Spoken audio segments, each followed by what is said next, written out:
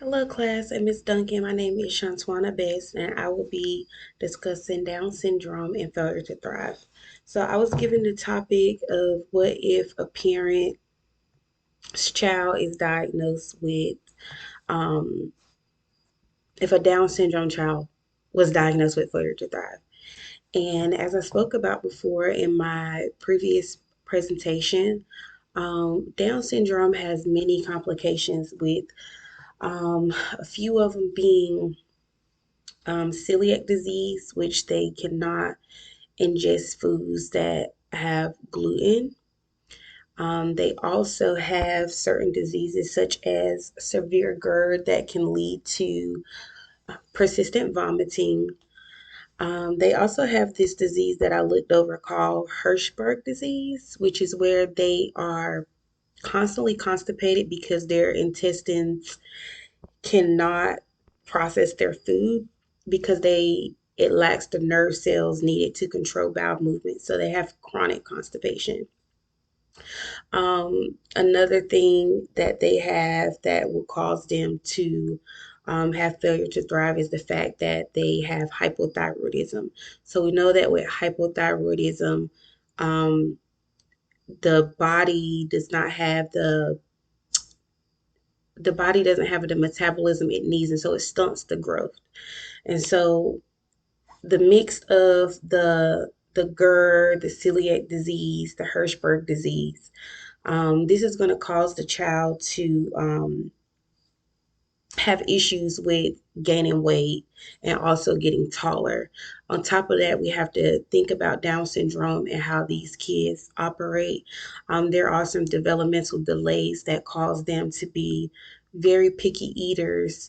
They have issues with sensory. If foods don't smell a certain way, if they touch it and they don't like how it feels, they're just not going to eat. So, as parents and their children are diagnosed with this awful disease, which Failure to Thrive is like their body weight, they're on the growth chart, they're just not meeting their milestones at all. And the complications of Failure to Thrive is could be death if not taken care of. And so, the main thing that is important for parents is to, of course, follow up with all appointments that are scheduled by the primary health provider. Um, Encourage the child to eat with your child, to encourage them to eat. Let them see you eat and eat together. Let them pick out their favorite foods, especially those foods that are high in protein, vegetables, fruit. Um, Let them pick out their foods. They may eat the same things over and over again, but at least they're eating because we know that with Failure to Thrive, they're not gaining the weight, they're not getting taller. Failure to Thrive can lead to other developmental delays, and this child will just be how can I put it in terms? They will just be behind than other kids their age, which can be very frustrating to the parents. Um, so, like I said, I was given um, a care plan in which I will have this prop for you all to look over. But as far as the celiac disease or the GERD, it's important that parents know their child's food intolerance, because if they're taking in that food intolerance, they're not getting any nutrients from it.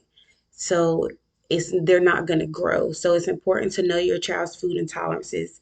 Um, Encourage frequent fluids, because as we talked about the chronic constipation, as we know with constipation, even as adults, when we get constipated, you feel bloated, you feel tired, you don't want to eat. Failure to Thrive, that can cause them to lead to Failure to Thrive because they're not eating because they're so constipated. So we're going to increase fiber rich foods, we're going to increase our water intake for the child. We are going to follow up with our primary care. Every appointment that is scheduled, these parents need to go, not miss anything. Reach out if they need help. And as nurses, we must provide those resources that these parents need so we can prevent the child from leading to from getting failure to thrive. So I have a care plan listed. I also have other things like I follow up with dietitian. Dietitian is very important, especially with failure to thrive.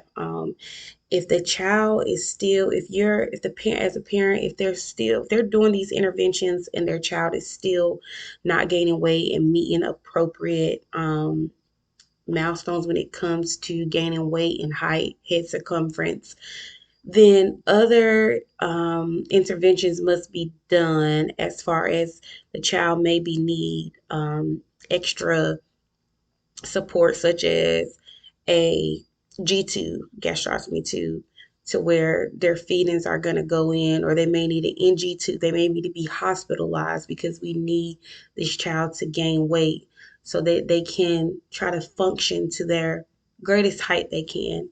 And so I will be providing the care plan that I've created based on the research that I've done as a prop. This is my plan of care for parents. I hope you all enjoyed and you learned something from it, and thank you.